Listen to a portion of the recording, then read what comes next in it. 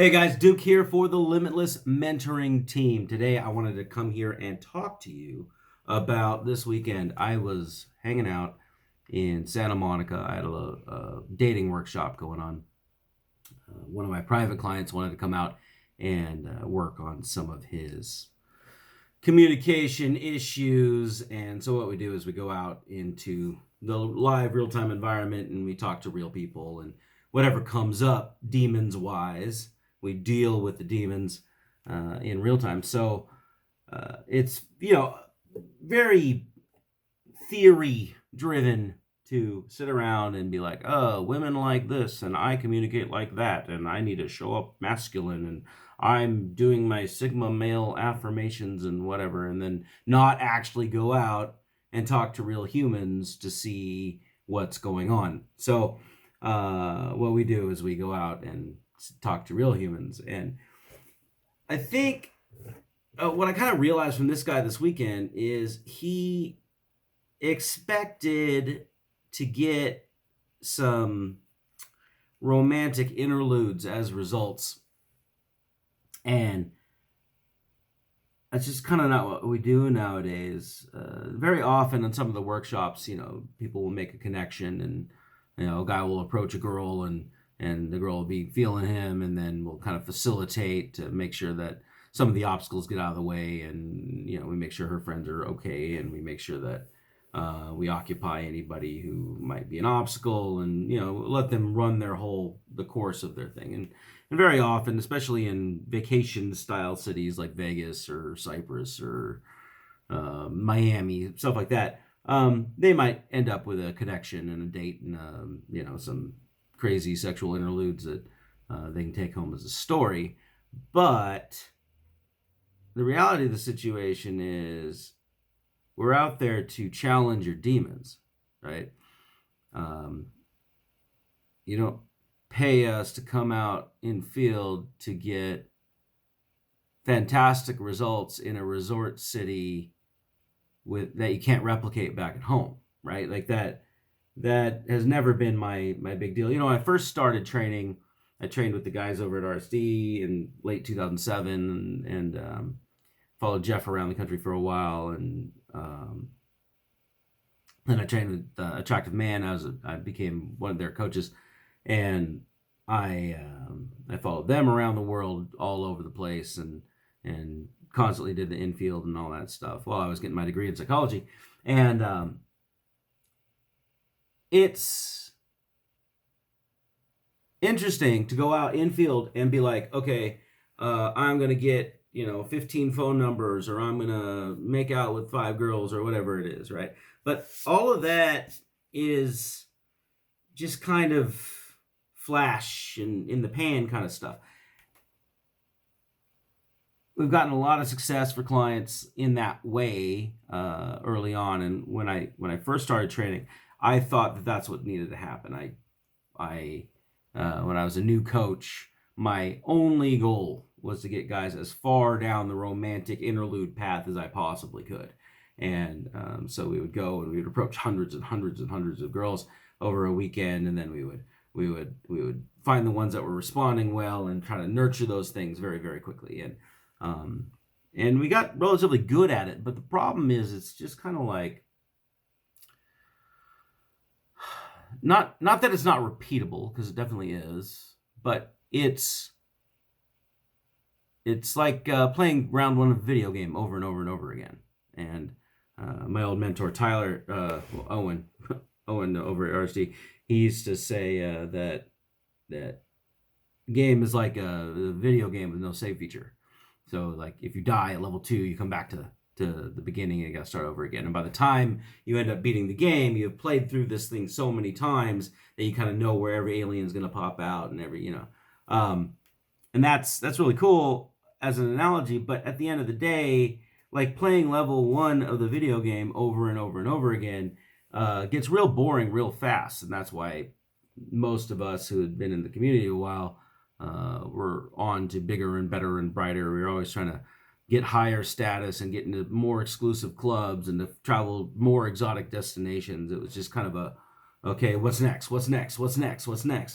And the general client, the student who hires us to go out and do infield stuff, they don't want to travel 800 different places and have a variety of different interactions and girls in different languages and all that stuff. Like, we're just kind of big nerds. And most of the people who get into the practicing of, social skills for the purpose of dating, they just want to find somebody that accepts them well enough real quick, and then wants to grow a relationship or something out of that. Like, that, they're not generally, they don't want to run around experiencing the variety that the world has to offer. So what I kind of realized with this guy, he came out this weekend, and he very clearly wanted me to get him connected with a woman, any woman. He didn't really care who they were, as long as they weren't ugly, and that's it. That was his only goal. He didn't want to really work on himself. He didn't want to be something more. He didn't want to transform into the kind of guy who could repeat these results in the future. He just wanted to. And I'm like, well, against the whole ethics of the sex work industry, but like, why don't you just pay for it? If that's what you're looking to do here, and you're not trying to figure out how to be the kind of person that gets whatever results you want. I'm not really here to judge what kind of results you want, but if you don't want to become the kind of person who can communicate well, state your things clearly, create a little mystery, and deal with all of the obstacles and calibrate everything, why are you here? Like, why? And he's like, oh yeah, because I assume that you know what you're doing, and then when we get through this, eventually I'll get laid or whatever. And I was like, that's just okay. Yeah. I had misread the situation. I thought that he had wanted to create a little bit of transformation, be something different. And that's kind of what I'm focused on now. And I've been doing this coaching thing for like 15 years, and I constantly keep moving forward. I'm in the middle of a cohort for to be internationally certified for doing corporate wellness coaching and stuff too. And I've been through the whole gamut of different types of clients and different expectations and what I'm supposed to do. And I think the guys who want to be something different, they succeed, because they're able to see how what they do in field and what they do in their mental workshops and what they do when they do all the hypnosis stuff and they forgive their parents and all that stuff, get past their trauma. It's applied to something at the identity level. They want to be something different. They want to be the kind of guy who women want to talk to, be the kind of guy who people notice when they walk into the room or whatever. Like, that's their identity shift. And what happens is, when they go practice in real time, they see what's going on in relation to the goal that they have as far as who they want to become. And that is growth-oriented mindset for sure. There are other guys who don't want to be anything. They just want to see what's out there and experience the variety of what's possible, which is fine. We get a lot of guys who transition through that stage. They'll come in and they'll say, oh, I did not know that was possible. This opens up my whole mind, and now I got to think about it. But then they don't become who they want to become on their first thing. They got to come back, because now they're like, oh, you broke my whole reality. I didn't know that a girl could laugh with something that comes out of my mouth, and so then they come back and they're like, all right, now that I know that I can do that, now my goals are more clear. And those guys are cool too. But it's the guys who are like, I'm going to throw some money at this thing, so I stop feeling unvalidated. I stop feeling like people don't accept me. And that's not going to work. I've seen guys come in and they do the thing, and they repeat with their mouth all the little lines and things they read off the internet. And when I ask them to hold eye contact, connect with the person in front of them, respond to what's coming out of the other person's mouth in a thoughtful and present way, they can't do that. right? They're not used to engaging with another human being, and sometimes because of fear of conflict, and sometimes it's a language barrier and self-esteem issues or whatever. And we work through those things. But the whole point of going out and doing the social practice or doing the stage practice is to see the things that come up from within yourself that stop you from being what you want to be, from becoming who you want to become. There's all these different ideas of, fake it till you make it, or act as if, or whatever. And a lot of those ideas are pretty good if you apply them correctly, right? But in reality, who you are has a million different possibilities. You have the person that you are when you are afraid and choose not to take on things head on. There's the person you are when you take responsibility. There's the person you are when you shirk responsibility and blame somebody else. There's the person you are when you decide to take advantage and cut corners with somebody else. There's the person you are when you hold to your integrity. Like, those things are all there in you. Nothing that you don't need something from the external to build that, right? But the choices that you make to access those versions of yourself at any given time are reinforced by the results that you get in the real world. And many times when you see something scary and then you fall back from it because you don't want the conflict or you don't want to deal with the uncertainty that's going to happen in the situation, you do that enough times, then your habit is to access the part of you that's a scared little bitch and back the fuck off. Your habit is not to face it head on, to see what's really going on, to see what the real data is, to see how things really interact so that you can make choices based on the reality of the data of the situation. If you do that more often, then you become more ballsy. You become you pull the part of you out that's like, all right, let's see what's going on, right? I don't just assume that just because she's making this look on her face that she doesn't want to talk to me. I'm going to go ask to see if she wants to talk to me. If she doesn't, that's chill. But very often you go out and you start talking to random people and you start conveying value and you start telling stories and doing all sorts of stuff. Some people don't want to listen to you. Some people do want to listen to you. Some people think that you're the best thing since sliced bread. Other people think you're full of shit. That's just how it is in the world. There's a variation of how you're received and how you're respected and how you're perceived. And so when you go out and you practice, you start to see the real things that happen in the internet, the real things that happen in the world, and then what comes up from inside, the beliefs that come up and the voice that tells you not to do something, those things come up. And then you can tag them and determine whether or not they are useful for your current goal set and who you want to become. At that point, that's what the practice is for you to see your demons as they come up by banging yourself up against real world situations. The results part can come very quickly. So can I.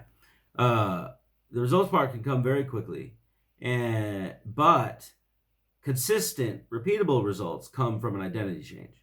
You have to be something different in order to be the kind of person that gets different results on a regular basis. You can flash in the pan one time on a weekend when all the environment is great. Like, it's very, very easy to become romantically interested and have success with a woman in the middle of a Vegas nightclub on vacation in the middle of summertime when everything's going on in this way, right? Like Miami, South Beach, it's really easy to find somebody who's just down for an adventure. When you go back home and you're unable to hold a conversation, unable to do any basic eye contact, can't be present with somebody else, can't make somebody else feel safe, can't make somebody else feel validated for what they're thinking, can't gas them up and amp them up about what you're leading to go do. You can't come up with any sort of adventurousness that they might want to join and be a part of. Then you fail, right? You can't consistently do that because you're not the kind of guy who is the mover and the shaker and the confident or whatever. And so this guy, he spent all Saturday and he was just whining and complaining because he was getting rejected left and right. And he was getting rejected left. I could see it. He was getting rejected left and right because he wasn't making eye contact. He wasn't engaging with the human in front of him. He was just chilling, hoping that the girl would magically think that he had some sort of intrinsic value that he wasn't showing, and choose him and approve and let him go to the next level. That's it. Like it wasn't that he was particularly ugly or his approach was horribly bad. It's just that he wasn't connected with the human in front of him. And so I told him that. I said, look, man, like, you're all serious. You're like, I'm not getting results because I'm banging my head against this rock and it's not going to break. I was like, dude, just don't take it so seriously. Just fuck with people. Have fun. You know, we sit around as friends, talk shit to each other. Everything's, funny as hell, and we're just having a good time. We got a good vibe. And so we did a whole bunch of exercise and practice outside of the field. Like we were kind of just hanging out. And I said, like, why can't you just talk to humans like they're human and see what they're about and be curious, and then also have an agenda that you're communicating clearly? Like, you don't have to like act like some sort of crazy Lothario player in order to be seductive. You can just connect with another human, create trust, safety, a little bit of sarcasticness, and then they can choose to engage with you, and then you can stay like, you're fucking hot, let's fucking hang out, right? Like you don't have to be one or the other. You can just sort of be cool and be connected with somebody and then make a choice to move things forward. And they can choose to come along or not. And he's like, okay, yeah. And then all Sunday, we went out to Santa Monica, and he was just asking for dates. He was like, hey, let me ask you a question. How would you like to have the best 6 minutes of your life? I'm about to take you on a coffee date. We're going to be romantically connected. I'm not a fucking fortune teller. I can't tell the future. But I imagine that you probably won't have a better, more adventurous time than any time ever. What do you say? And he started, I'm not saying the line is great. It's not. It's lame. I'm not saying the ideas are great. They're not. They're lame. But he stopped being a serious little, in his head stuck little, I can't get results, bitch. And he just started having these conversations. Girls are laughing. I'm sorry, I have a boyfriend, I can't. He's like, oh, well, if